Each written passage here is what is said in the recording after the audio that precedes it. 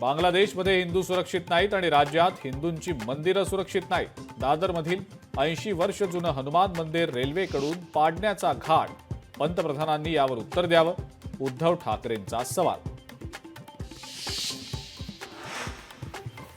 काँग्रेसच्या मांडीला मांडी लावून बसणारे आज हिंदूंच्या रक्षणाबद्दल बोलतायत. भाजपचे प्रदेशाध्यक्ष चंद्रशेखर बावनकुळेंचा उद्धव ठाकरेंवर पलटवार. शरद पवारांच्या राष्ट्रवादीमध्ये फूट पडण्याची शक्यता. आमदार आणि खासदारांना गळाला लावण्यासाठी अमित शहांकडून कायदेशीर मार्गांची चाचपणी सुरू असल्याची सूत्रांची माहिती. दोन्ही राष्ट्रवादी एकत्र येण्याची शक्यता. एकत्र यावं अशी कार्यकर्त्यांची इच्छा, त्याचा आदर व्हावा. रोहित पवार यांच्या आई सुनंदा पवार यांचं सूचक वक्तव्य.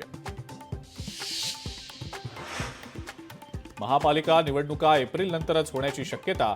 22 जानेवारीला निवडणुकीबाबत सुनावणी. कोर्टाच्या निकालानंतर तयारीसाठी किमान 3 महिने लागणार.